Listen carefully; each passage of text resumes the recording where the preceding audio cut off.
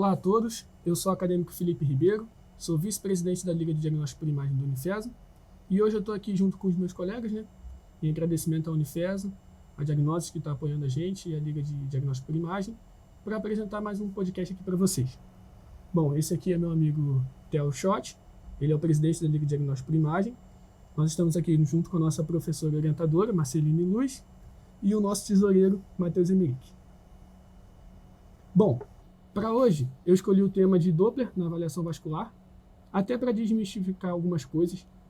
O pessoal acha que às vezes o Doppler é só para avaliar se uma massa tem vascularização ou não, só para destacar um vaso na imagem ali para ficar bonito, e eu trouxe para a gente ver a gama de indicações e de informações que esse exame pode passar para a gente na hora da avaliação ultrassonográfica.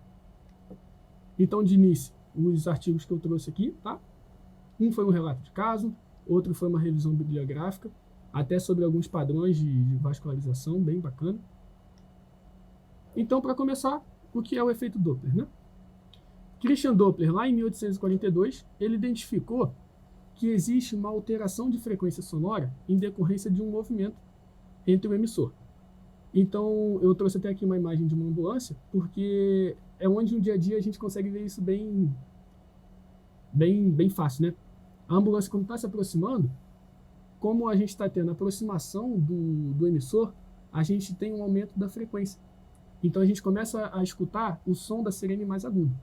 Conforme ela vai se distanciando, a gente tem a diminuição dessa frequência. E aí a gente consegue escutar o som mais grave. No som, a frequência está diretamente relacionada a isso, agudo e grave. Uma aplicação prática para isso também, o pessoal que manja também poder lembrar, é aquela fantasia do Big Bang Theory, que ele faz a fantasia justamente de efeito Doppler, que é mostrando essa situação da onda. Então, isso eu nunca vi, não. Sério? É uma sitcom de não, isso eu já vi, a sitcom, mas esse episódio eu não vi, não. Então, como eu estava explicando, isso vai gerar um desvio Doppler positivo ou negativo, esse desvio em cima da frequência, E aí, ao longo dos anos e dos estudos, observou-se que isso poderia ser aplicado na ultrassonografia. Então, aqui uma imagenzinha que eu tirei desse livro, do Lang, de 2010. A gente tem o transdutor, marcado por A, aqui, e o alvo. A gente consegue ver que quando o alvo o emissor tá imóvel, o nosso alvo, que seriam as hemácias dentro do vaso sanguíneo, a frequência de ida vai ser igual à frequência de volta. Quando isso está num movimento em direção oposta a esse transdutor, eu consigo observar a diminuição da frequência. E quando esse movimento está em aproximação do transdutor, eu vejo um aumento da frequência. Esse é o princípio básico de funcionamento do Doppler. Antes de entrar nos tipos de Doppler, eu quis trazer aqui alguns cuidados que a gente tem que ter de instrumentação e até de avaliação na hora do exame. Então vamos lá. É importante que a gente tenha uma regulagem correta da frequência do Doppler, Para quem não sabe, a frequência do Doppler ela trabalha de forma independente do modo B. E ele é sobreposto ao modo B, Então uma coisa muito importante, o tamanho da caixa colorida. Não adianta eu querer avaliar, às vezes, uma área muito grande, porque eu vou sofrer muito artefato, seja de movimento, seja de instrumentação. Então, eu preciso de um volume de amostra importante, Até para o Doppler pulsado. Eu vou falar com esse volume mais para frente. O ganho do Doppler, que a gente tem diretamente relacionado a alguns artefatos, como esse que eu trouxe aqui. Então, a gente começa a ver, quando o ganho está muito alto, a gente começa a ver ele colorir ali fora do vaso sanguíneo. Então, a gente precisa reduzir esse ganho para que ele preencha somente o volume do vaso sanguíneo. O ângulo do Doppler. Por que o ângulo é importante? Porque eu estou avaliando o movimento. Se eu ponho meu transdutor em 90 graus, eu não vou conseguir avaliar esse movimento. Então, eu preciso que o transdutor entre angulado para ver se o fluxo sanguíneo está em aproximação ou distanciamento do meu transdutor. E a frequência de repetição de pulso, que é a famosa PRF, que também é uma regulagem do Doppler. Então, aqui nessa imagem, eu trouxe justamente um artefato de ganho elevado, então a gente precisa diminuir o ganho do Doppler para que ele fique como na imagem B ali. Aqui é um artefato também relacionado ao PRF, porque o que acontece? Se o PRF estiver muito diminuído, ou muito aumentado também, eu posso ter uma sinalização de direção de fluxo não muito correta. Então ali eu começo a ver como se fosse um efeito turbilhão, sendo que não tem nada ali que causa esse turbilhão, é justamente só a regulagem do PRF. Quando a gente põe o PRF corretamente, a gente tem a imagem B ali, que a gente consegue ver colorido só dentro do vaso sanguíneo bonitinho e com o fluxo adequado. Isso é importante porque a gente pode dar um diagnóstico errado. Né? Muito. Simplesmente por não instrumentar legal. Aqui eu trouxe um exemplo do Doppler pulsado, eu vou diferenciar mais para frente, mas que também ocorre a mesma inversão de fluxo que eu estava falando. A gente consegue ver o gráfico da velocidade do Doppler abaixo da linha de base, quando a gente deveria estar vendo acima. Então, quando a gente corrige, fica igual na imagem B. Então, vamos lá. Os tipos de Doppler. A gente tem o Doppler colorido. O Doppler colorido, ele é muito importante porque ele vai me dar informação do fluxo, né, numa escala de cor sobreposta ao modo B. Só que ele vai ser muito utilizado para fluxos maiores. Né? Eu vou ter informação da presença de fluxo, vou ter informação da direção desse fluxo. Ele só não é capaz de detectar fluxos muito baixos. Tá? Então eu vou utilizar muito ele para quê? Para grandes vasos. A aorta abdominal, quando eu quero ver aquele trombo, se existe, né, fluxo sanguíneo ou não ali depois da ramificação das ilíacas, naquele gato que tem o famoso trombo, né, em bifurcação. E eu tenho essa informação. Né? Ele não me dá uma análise ali quantitativa, mas qualitativa da direção do fluxo. Então aqui uma imagem de um Doppler renal, né? A gente consegue ver ali os vasos intrarrenais ali, né? Até perimedulares ali. Pode ser. Né? E aí a gente consegue ver certinho a presença, né, do fluxo e a direção. Só lembrando que eu esqueci de falar que tudo que está em vermelho está vindo em direção ao meu transdutor. Tudo que está em azul está indo em distância ao meu transdutor, tá? É o que a gente chama do BART, né? B-A-R-T. Né? Em inglês é o blue, away, né? O BA, e o red, toward. Ou seja, o red, o vermelho se afastando. Tá? É basicamente isso. Eu gostei do sotaque, tá bem em inglês. Tá? The book is on the table. Né? É porque muita gente acha que vermelho é arterial e azul é venoso, né? Mas isso não funciona para cá. Enraizado, né? Pela biologia fantasia de livro. Mas aqui não, tá? Vermelho tá se aproximando e o azul está se distanciando. O outro tipo de Doppler que a gente tem é o Power Doppler. O que acontece? O Power Doppler, ele é um Doppler, a gente pode entender ele como um Doppler mais sensível, um pouco, tá? Só que ele vai me dar informação sobre a existência de fluxo. Só que eu não tenho essa diferenciação em cor da direção do fluxo ali para mim. Então eu não sei se esse fluxo está se aproximando ou distanciando do meu transdutor. Mas eu sei que existe fluxo sanguíneo ali. Bonita essa imagem. Essa imagem é bem legal, né? De retina, né? Um descolamento de retina bonito. Então, como eu disse, ele tem essa aplicabilidade para lugares de fluxo bem menores. Aqui eu trouxe um artigo bem bacana que ele usou a avaliação do Doppler na retina. Né? Então a gente tem ali o olho direito, se eu não me engano é de canino, e aí a gente consegue ver a presença de vascularização ali. Certo. A gente fala dessa... Você vê que parece uma gaivota, né? Batendo asa, né? Essa imagem é clássica de descolamento de retina. A gente até trouxe uma imagem aqui do mesmo artigo, que ele compara o olho esquerdo e o olho direito. Tá? Agora deu pra ver direitinho. Né? É bem bonita a imagem. Achei bem interessante esse caso. E aí a gente entra no Doppler pulsado. O Doppler pulsado, ele é um Doppler um pouquinho mais completo, se é que a gente pode fazer essa comparação. Né? Ele vai ter... Os ultrassons, eles são enviados em pulsos, então eu tenho um intervalo, né, entre a emissão e o retorno do eco. E eu consigo alterar algumas coisas que no Power Doppler e no colorido eu não consigo. Por exemplo, o volume de amostra, porque eu consigo selecionar a janela. Esse volume é importante que ele seja no máximo até 1/3 do volume do vaso sanguíneo ali, porque aí eu tenho uma avaliação precisa, né? Além disso, eu tenho também uma análise sonora. Alguns aparelhos interpretam isso em som, né? É até aquele famoso batimento cardíaco do feto, quando a gente põe lá, que, né, a gente acha bem bacana de escutar. E eu também consigo avaliar alguns índices, por exemplo, como o índice de resistividade e o de pulsatibilidade, né? Isso é bem importante porque eu consigo ver quanto que aquele vaso sanguíneo está resistindo à passagem do sangue. E isso me dá uma informação até de repercussão sistêmica bem maior, né, do que só a presença ali do fluxo ou não. E ele se apresenta em duas formas, né? Duplex, como que é o que a gente viu também o colorido e o power, Uhum. que é aquela escala de cor sobreposta ao modo B.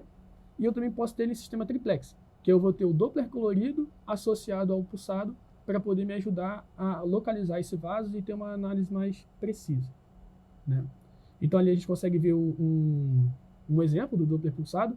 Essa linha aqui que a gente consegue ver é a linha de base, né? Uhum. E aí a gente tem o pulso, no caso da artéria, né?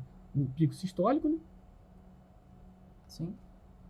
Aqui eu trouxe, a gente chama isso de espectro, né, do vaso sanguíneo. Uhum. Então, em cima, um espectro clássico de artéria, por exemplo, da artéria aorta, que a gente consegue ver a linha de base, e esse fluxo bem, né, pulsado mesmo, com picos.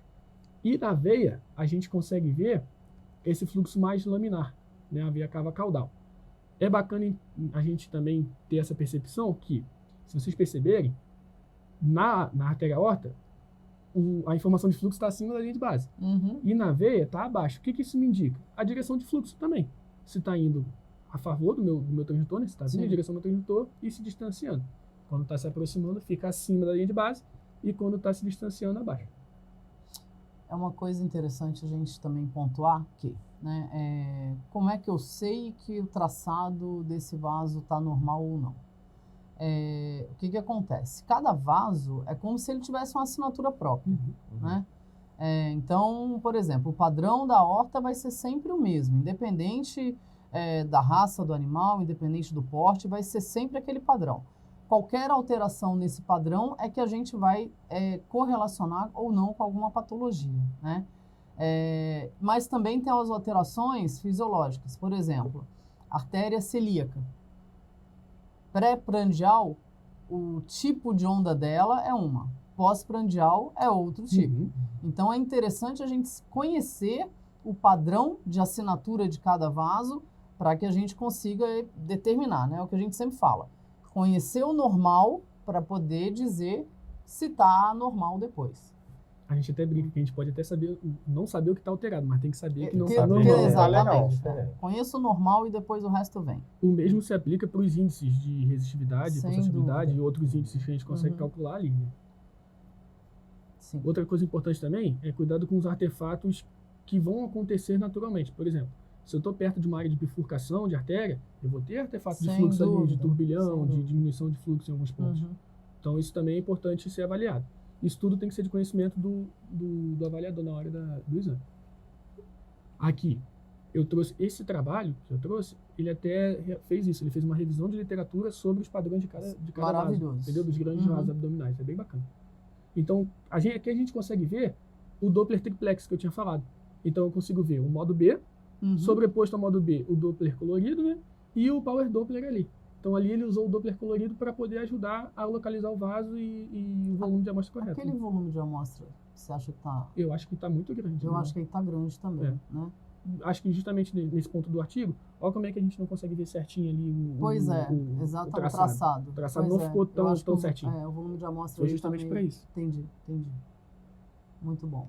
E aí no próximo a gente já consegue ver, ainda está grande, mas já está Uhum, melhor, sim. né? Uhum. E aí ali a gente consegue ver ali os índices, né? E mais uma vez o Doppler triplex. Certo. Na imagem já tem um spoiler, né? Mas se trata da artéria esplênica. E eu consigo ver aqui, ó, a linha de base e aquele padrão pulsado, né? Sim, sim. E aí eu consigo ver o índice de resistividade, eu vou avaliar o pico sistólico, né? E a linha de Ashley, né? Uhum. E fazer a diferença. Perfeito. Me dá essa velocidade do fluxo. Aqui, só trazendo uma exemplificação, não só do traçado de uma veia, né? Que é de uma veia, mas do volume de amostra e do ângulo ideal, né? Sim. A gente consegue ver ali, ó. 60 graus, que eles normalmente dizem que é o Normalmente. ideal, né? E ali, ó, Sim. o volume de amostra certinho dentro do vaso, bem, né, Uhum. delimitado, muito bem feito, né, como deveria ser sempre. A gente sabe que às vezes na limitação o paciente às vezes não ajuda, né? Na veterinária a gente tem A esse gente tem problema. ele né? não colabora, não fica sem respirar, pra gente poder... Até, por exemplo, em ultrassonografia gestacional, às vezes nem a mãe nem o filhote colaboram, Exatamente. então é complicado. Aqui eu trouxe a veia porta, né, um vaso bem calibroso que a gente tem que trabalhar também. E é um vaso muito importante, né? Também. Para quem não lembra, a veia porta ela é responsável por drenar quase todo o conteúdo ali de intestino e levar para o fígado para poder ser metabolizado, né? Então, qualquer alteração dela tem uma repercussão sistêmica e clínica para o nosso paciente muito importante, né? Então, a gente consegue ver a linha de base, as informações abaixo da linha de base, então isso me indica que esse fluxo está se distanciando do meu transdutor, né? E aquele fluxo bem laminar, né? Bem característico de veia mesmo. E aí, com isso, eu trago aqui algumas considerações finais sobre o exame de Doppler, né? É um aliado muito importante, né, para a gente. Diz muita coisa junto com a ultrassonografia modo B, né? A gente também não pode, com ele, descartar a ultrassonografia modo B. A gente consegue, né, avaliar muita coisa com ela, mas é sempre algo a se somar, né? Só que ele deve ser bem instrumentado, tem que ser bem meticuloso na instrumentação e na execução do exame, né? Não pode ser feito por quem não é treinado, porque vai dar informação errada pra gente, né? Então vai exigir habilidade e conhecimento e muito cuidado com os artefatos. Esses artefatos estão diretamente ligados a, primeiro, né, pontos fisiológicos ali, né, de bifurcação, etc. E também a instrumentação errada e às vezes a falta de habilidade mesmo, né, do operador. Assim como tudo, gente, na parte ultrassonografia, o que eu falo é o seguinte, é sempre treino. É treino e treino e erra e treina de novo. Eu diria que é igual tocar piano, né? Se você você tem que praticar aquilo e para você pegar a mão mesmo e pegar olho, treinar olho mesmo, sabe? Só um adendo, eu achei bacana o aparelho que você botou ali. Eu vou pedir para a Samsung nos patrocinar, né? Equipamento excelente, inclusive. Estou muito satisfeita. Os da FESO aqui também são todos são não, eles estão com 40 aqui. HS40, Deixa nos comentários, Samsung patrocina nós, por gentileza. Ou o FES manda um desses aqui lá para do Paraíso, né? É de graça, né? Ué. Então eu trouxe uma apresentação aqui rapidinha, né, mais sobre o... Né, falando de forma bem simplificada, porque o Doppler é um exame bem mais profundo do que isso, mas também não acho que convém a gente ficar aqui aprofundando muito, né? Então, eu agradeço pela atenção aí e quero abrir agora aqui para a gente discutir um pouquinho, né, sobre o tema. Bom, eu estava até comentando um pouquinho antes do podcast aqui, que eu estava lembrando da primeira vez que eu fui fazer ultrassonografia, né? A gente ainda não era monitor. Aí, mas foi durante o eu acho que foi durante a matéria. O período, durante do diagnóstico. Rafael ainda era monitor na época. Então a gente fazia com aquele equipamento antigo lá. Isso, era aquele primeiro aparelhinho. Aquele primeiro aparelhinho. Ultramedic lá. Aí, eu já estava acompanhando há um tempo, né? Então já estava fazendo. Aí ele me chamou, vamos lá acompanhar, que ele sabia que eu gostava, fui. Aí você virou e falou assim, não, então aproveita que você tá aí, a próxima é sua. Aí eu já comecei a gelar, né?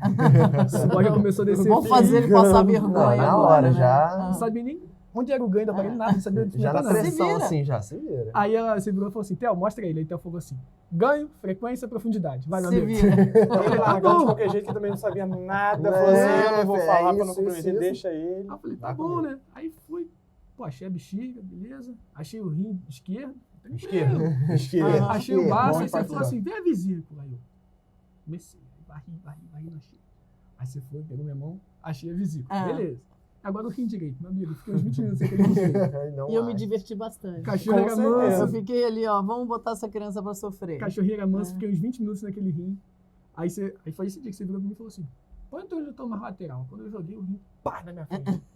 Aí eu olhei assim e falei, eu saí desanimado. Tomou um susto. Falei de sair desanimado, queria pular da janela. Eu só tenho 30 anos a mais, né, gente, de ultrassonografia. Vocês acham que foi fácil pra mim, né? Foi molezinha, né? É justamente que a gente tava falando de treinamento e acostumar com o aparelho, com o olhar. E pegar a mão. E varredura, né? Então, assim, é treino. E é o que a gente fala, né? A varredura, gente, é muito importante. Porque a gente simplesmente não pode passar por um órgão e dizer, não vi, então vou assumir que ele está normal. Não, você não viu. E não dá para admitir não ver, né? Então, assim, eu acredito que, de novo, vocês já pegaram mão. Queria até parabenizar, porque hoje eu olhei os laudos lá que vocês fizeram. Gostei. Que bom. Tá tudo certinho, não precisei corrigir praticamente nada. Sinal de que a chibata no lombo não, funcionou, né? Senão, funcionou bem. Já tá com noção tô satisfeita. E assim, é o que eu falo, gente. Eu queria muito ter tido a oportunidade que vocês têm. Mas eu acho que, além de tudo, sair um pouco fora da curva, porque vocês agarraram isso, né? Vocês valorizaram isso. Então, eu acho que parte-se desse princípio. Se eu tô afim, tem alguém que está disposto a me guiar ou a me ensinar, cara, quando eu comecei com ultrassonografia, eu vim para o Rio, fiz um estágio aí de, sei lá, 40 dias e saí mais perdida que segue em tiroteio, né? Totalmente perdida. Quanto mais a gente sabe? estuda, mais perdido a gente E aí, assim, pô, não existia curso na época. Se eu quisesse fazer curso, eu tinha que ir embora para os Estados Unidos. E é inviável, né, financeiramente falando. Então, é o que eu falo, assim, eu acho que eu fico feliz de vocês valorizarem, né, a oportunidade, né, que dentro da universidade, né, e até a Diagnoses mesmo tá permitindo que vocês tenham, né. Mas eu tenho também que confirmar que, assim, não vai ser qualquer pessoa que vai ter acesso a isso, claro, entendeu? Porque está muito relacionado à vontade, a pessoa mostrar que está afim, né? Aí a coisa flui melhor. Mas acho que tudo leva a outro, né? Você tem interesse, você ter uma boa comunicação, você Sem poder abrir dúvida. oportunidade, porque a universidade realmente tem muito material e disponibilidade para ver essas oportunidades. Sem dúvida. Né? Se É a gente saber aproveitar Eu isso aí. confesso que eu escutava falando assim, quem faz a universidade é o aluno. No início não dá muito Dava ouvido muita para isso, trela mas pra quando a isso. gente entra na universidade, a gente vê que realmente é isso. Né? Faz todo sentido. Claro que tem Faz todo facilitadores, tem coisas mais difíceis, mas independentemente, quem correr atrás é Não, a você gente, buscar, no final das né? contas. as Exato, coisas é assim quem busca, fora, né? dentro da área que você quer e tudo mais. E são muitas coisas que às vezes importante. fica meio escondido, assim, com aquele negócio, nossa, nem sabia que vocês faziam isso, não sabia que tinha e tal. Aí você vai se metendo, você vai descobrindo oportunidades dentro da universidade, ou até criando novas oportunidades, seja de projeto, de alguma pesquisa. Pois é. E o que é interessante, a gente tá lá discutindo, procurando tudo mais, quando você acha, você entende um negócio, você fala, pô, maneiro, você procura um mancadinho, você vê que é mais bom do que você achava. Eu vou falar isso com Claro, base mas no vai, diagnóstico por vai. imagem, que é o que eu mais estudo, né? Ah. É o diagnóstico por imagem. Mas assim, eu acho que toda área deve ser isso. Cara, quando tu acha assim, entendi alguma coisa, vou procurar aquilo. Aquilo abre um mundo. E aí você também já não entende mais nada. Exatamente. Entendeu? Eu costumo E brincar aí assim isso. você vai descobrindo que você é cada vez mais burro e que a Literalmente. coisa vai, né? Isso, de evoluir certa muito. forma, é apavorante, mas reconfortante Sim. também. É bom saber que todo mundo se sente até um certo nível assim. Igual, né? Mas, gente, é o que eu sempre digo, excesso de segurança é o que leva a gente a erro. Sim. O excesso de segurança é sempre importante a gente duvidar um pouquinho da gente. Eu observo isso com muita frequência em mim. Eu pergunto, eu falo assim, não, eu acho que é isso. Eu falo, eu nunca vou bater assim na mesa e falar, com certeza, isso eu aí não sei. Vai que eu ontem descobriu que, na Uma coisa verdade... diferente. Não Se eu é. fizer isso, eu tô zoando. Exatamente. É verdade. Então, para quem tem monitoria com os garotos de diagnóstico primário, fica aí a dica. Sacanagem. Fica a dica que eu não dou 10 pra ninguém também. Não. Não é isso? O pessoal vai ter a prova semana que vem. Eu Vai ter a assumo, prova. se eu dei 10 para alguém, eu tô assumindo que essa pessoa não tem mais nada para aprender. Sempre vai ter mais para aprender. Correto, Né? justo. E é isso. Maldade? Sim. Não, mas assim, vocês achavam que eu era ruim, mas eu não sou ruim. Não, a gente é pior. pior. Você ensinou direitinho. A monitoria até pegou pesado. Pois Só é, um cadinho. maravilhoso, maravilhoso. Gente, então acho que é isso, né? É isso. Acho que Por hoje fechou. é. Então, agradeço de novo, né, gente, a Unifeso, a oportunidade da gente poder tá fazendo esses videocasts, né? Espero que a gente consiga desenrolar mais coisas, trazer mais temas interessantes. E é isso. Daqui a 15 dias, a gente se vê de novo.